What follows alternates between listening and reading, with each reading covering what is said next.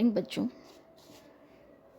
मैं Dhanwanti Bishnoi, associate professor garments production and export management. और अभी हम लोग पढ़ रहे हैं ट्रेडिशनल टेक्सटाइल्स ऑफ इंडिया। इससे पहले की 2 स्लाइड में हम traditional textiles from Kashmir, Bengal, Tamil Nadu, Andhra Pradesh और आसाम पढ़ चुके हैं। आगे की इस कड़ी में हम आज पढ़ेंगे यूपी का ब्रोकेड और गुजरात का पटोला। उत्तर प्रदेश जहाँ अपनी जनसंख्या के हिसाब से या लिहाज से बहुत बड़ा राज्य माना जाता है, वहीं उसकी संस्कृति में भी बहुत भिन्नताएं हैं। इन सब के बीच भारत में बनारसी ब्रोकेड, जिसे किम ख्वाब के नाम से या फैब्रिक ऑफ ड्रीम के नाम से जाना जाता है, वह विश्व प्रसिद्ध है। ब्रोकेड भारतीय वस्त्र कला का सबसे उत्कृष्ट और आश्चर्यजनक सिल्क वस्त्र है, जिसमें रंगीन सिल्क के धागों के साथ सिल्वर और गोल्ड थ्रेड से इंटरवीविंग की जाती है। यानी यूपी का जो ब्रोकेड है उसे किम ख्वाब या फैब्रिक ऑफ ड्रीम कहा जाता है। विश्व लेवल पर हम देखते हैं हमारी बनारसी ब्रोकेड साड़ियाँ जो हैं यूपी की, उनकी एक अलग ही पहचान प्राचीन काल से चली आ रही है और जो आज भी अपने उसी स्थान पर कायम हैं। इसमें रंगीन सिल्क के धागों के साथ में सोने और चांदी के तारों को वीविंग में काम में लेकर साड़ी की बुनाई की जाती है। माना जाता है कि जब महात्मा बुद्ध ने निर्वाण किया तो उन्होंने उस समय बनारसी ब्रोकेड पहन रखा था, जिसमें पीली, लाल और नीले रंगों की प्रकाशमय व्यवस्था थी। बनारस की ब्रोकेड, जो वर्तमान में वाराणसी कहा जाता है, बहुत अत्यधिक प्रचलित मानी जाती थी उस समय, जो वर्तमान में दिल्ली, अहमदाबाद, मद्रास, सूरत, चांदबोली में तैयार और उत्पादित की जा रही है। वाराणसी को ही ब्रोकेड का प्रेरणा सूत्र माना जाता है। प्राचीन काल की ब्रोकेड में सोने चांदी का काम बहुतायत से किया जाता था, जिसका उल्लेख यजुर्वेद में मिलता है, जिसमें इस काम को सूर्य और भगवान के तेज के समान माना गया था। यानी उस वस्त्र का तेज, जिसमें सोने और चांदी के तारों का काम सिल्क के साथ होता था, उसको भगवान और सूर्य के तेज के समान मानते थे। ऐसा यजुर्वेद में लिखा हुआ मिलता है। किम ख्वाब वास्तव में सोने का बना वस्त्र था तथा उस समय ब्रोकेड वस्त्र केवल सोने चांदी के सूक्ष्म तारों से भी बुना जाता था और कभी कभी सिल्क और कॉटन का थ्रेड भी ब्रोकेड के काम में लिया जाता था। किम ख्वाब जो वस्त्र बनता था, जिसे हम फैब्रिक ऑफ ड्रीम कहते हैं, वो एक्चुअली सोने का ही बुना जाता था। उस समय मैक्सिमम काम जो ब्रोकेड में होता था प्राचीन काल में, सोने और चांदी के बारीक धागों का होता था। फिर धीरे धीरे उसमें सिल्क और कॉटन के थ्रेड का भी उपयोग किया जाने लगा। अमरस, हैदराबाद का प्योर सिल्क ब्रोकेड जो है, उसको हिमरस में सिल्क के अलावा, उसको हम हिमरस कहते हैं, और हिमरस में सिल्क के अलावा कॉटन और वुलन थ्रेड भी मिक्स किया जाता है। ट्रू किम ख्वाब जो है वह केवल गोल्डन और सिल्वर थ्रेड का बना होता है। भारतीय ब्रोकेड के वस्त्रों में 3 प्रमुख प्रचलित डिज़ाइन हैं, जिनमें शिकार घर सबसे सूक्ष्म व प्रचलित माना जाता है। इसमें प्रभावशाली नमूनों के साथ शिखर के दृश्य प्रस्तुत किए जाते हैं, जिसमें राजा द्वारा जंगल में भेड़िए के शिकार की तैयारी, शिकार करना और शिकार को लाना दर्शाया जाता है। यह ब्रोकेड रामायण, महाभारत और मनु से भी प्राचीन मानी जाती है। यानी ओरिजिनल जो किम ख्वाब था, जिसमें केवल गोल्डन और सिल्क के थ्रेड्स का काम होता था, उसमें मेनली शिकार घर सबसे प्रचलित मोटिव माना जाता था, जिसके अंदर शिकार की पूरी प्रक्रिया का वर्णन दर्शाया जाता था फैब्रिक की सरफेस पर और वो भी वीविंग के द्वारा।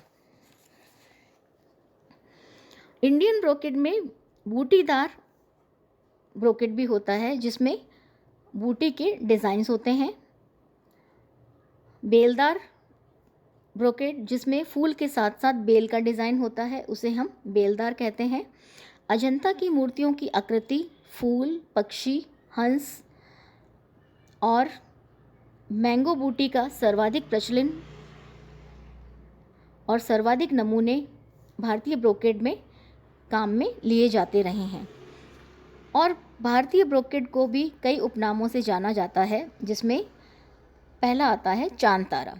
चांद तारा यानी मून स्टार, जिसमें सारे रंग के चेक्स को दर्शाया जाता है और उसमें चांद, तारे, ग्रह, स्वर्ग के देवी देवता और जॉडियक साइन सोने से बनाए जाते थे।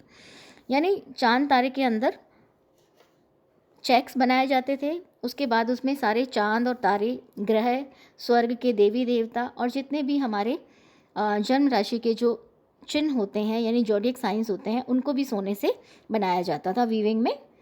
फिर दूसरा है सनशाइन। सनशाइन यानी धूप छाँव, जिसको हम कहते थे सनशाइन शेड यानी धूप छाँव।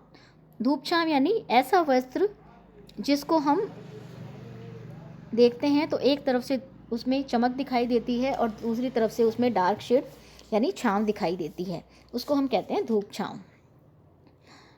फिर था मरगला। मरगला यानी पीकॉक्स की गर्दन के नाम से इसको जाना जाता था, जिनमें पीकॉक्स के यानी मोर के मोटिफ बनाए जाते थे।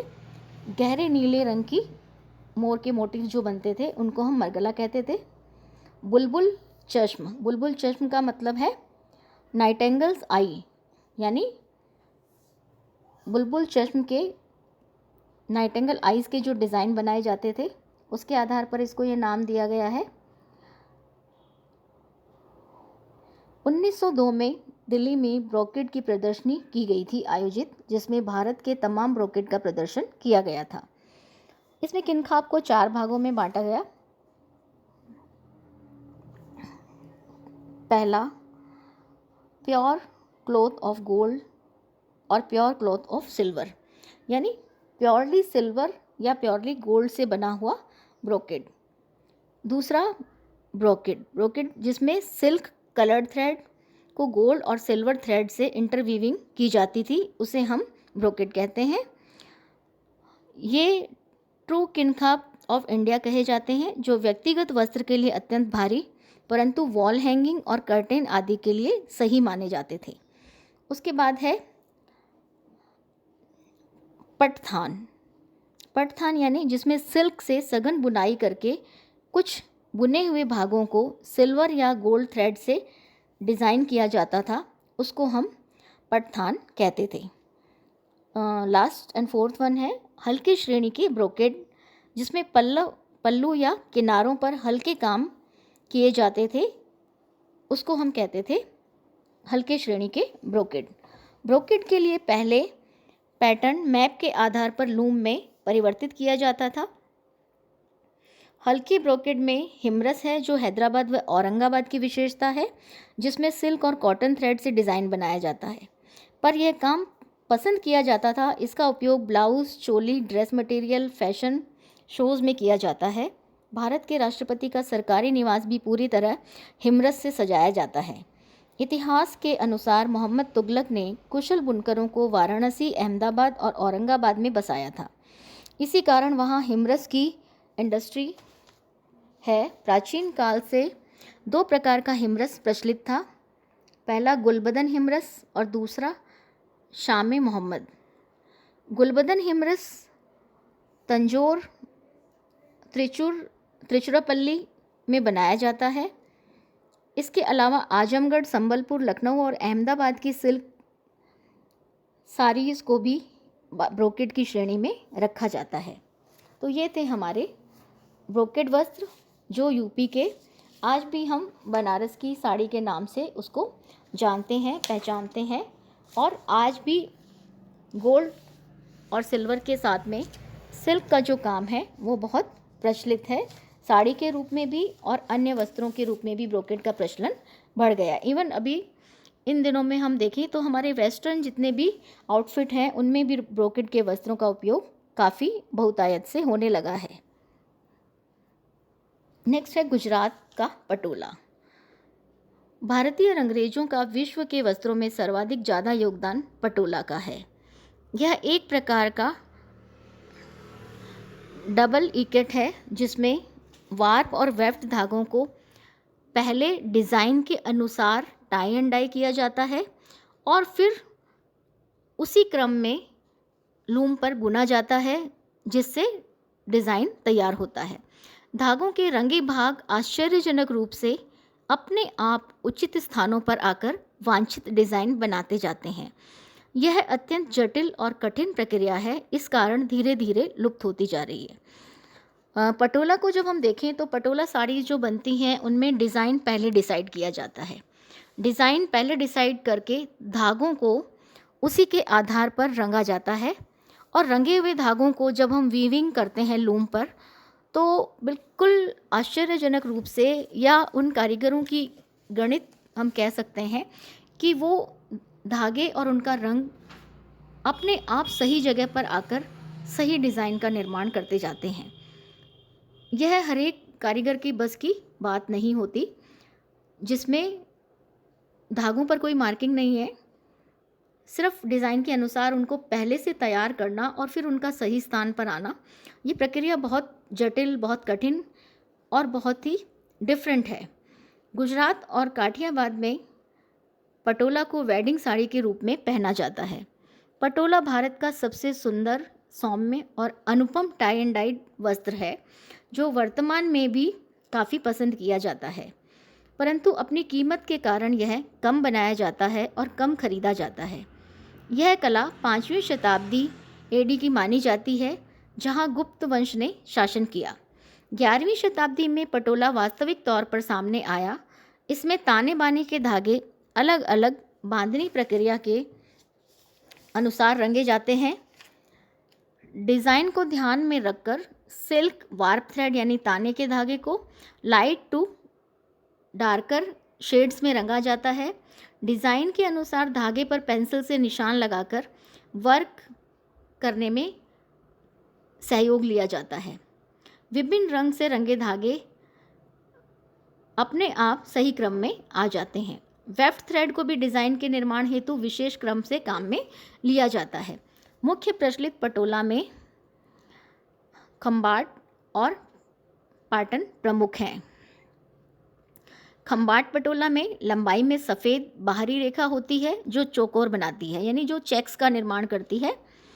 प्रत्येक चौकोर में सफ़ेद फूल के साथ हरी तला और मैरून स्थान दिखाई देता है।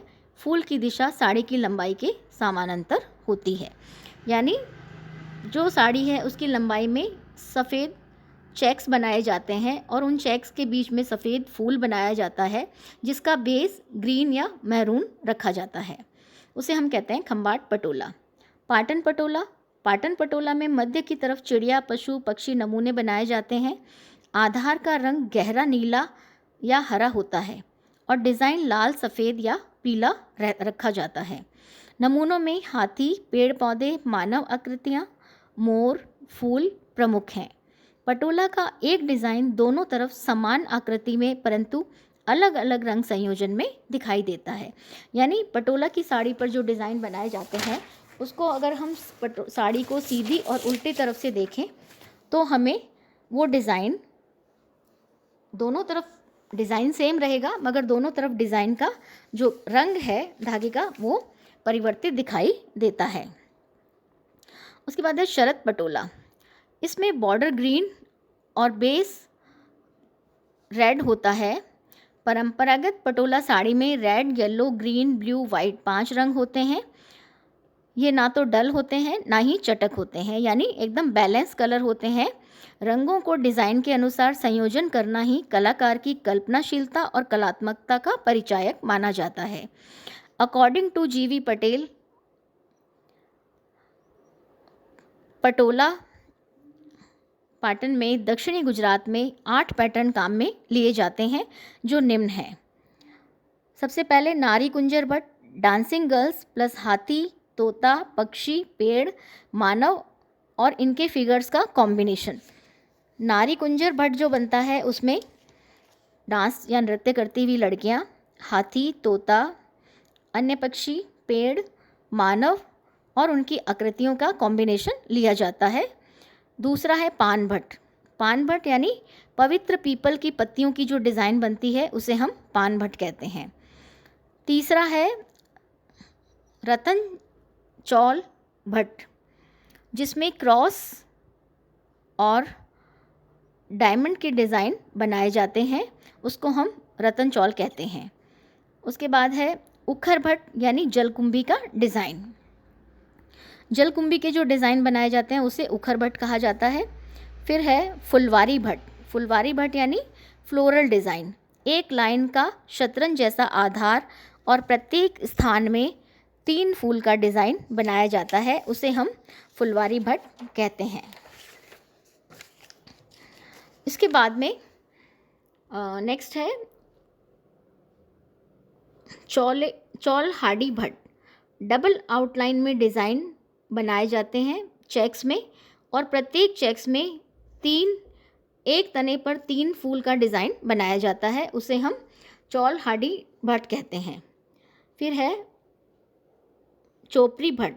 एक हाथी को 4 समान भागों में इस प्रकार बनाया जाता है कि प्रत्येक प्रकार से 2 भागों को साथ में देखने पर बास्केट का डिज़ाइन दिखाई देता है, उसे हम चोपड़ी भट्ट कहते हैं।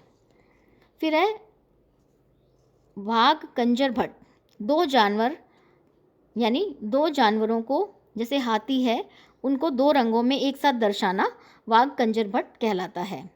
फिर है राजभट्ट। लास्ट है राजभट्ट। डांस डिज़ाइन जिसमें लहंगा, चोली, ब्लाउज़, ड्रेस और दौड़ती हुई लड़कियां, वॉल हैंगिंग इत्यादि बनाए जाते हैं। कारीगर की कल्पनाशीलता, कलात्मकता और भावनात्मक सुंदरता का अनूठा स्वप्न है पटोला, जो वस्त्र पर अनुपम व अद्वितीय सौंदर्य के साथ सजीवता उत्पन्न करता है।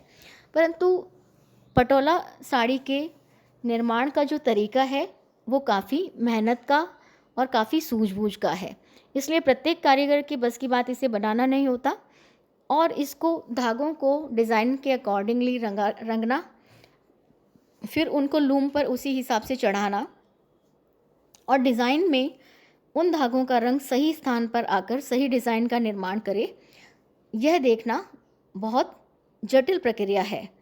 इसी कारण इसमें समय भी ज़्यादा लगता है, मेहनत भी ज़्यादा लगती है और इसकी सुंदरता भी अद्वितीय होती है।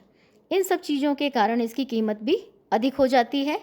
इतनी अधिक कीमत की वस्त्र या साड़ी को खरीदना सभी के बस की बात नहीं होती। इसके लिए इसी के कारण इसका उत्पादन भी दिन प्रतिदिन कम होता जा रहा है और इसके कारीगर भी कम ही होते जा रहे हैं। मगर फिर भी गुजरात का पटोला आज भी विश्व में भारत के पारंपरिक वस्त्रों में अपना उच्च स्थान कायम रखे हुए है। Thank you.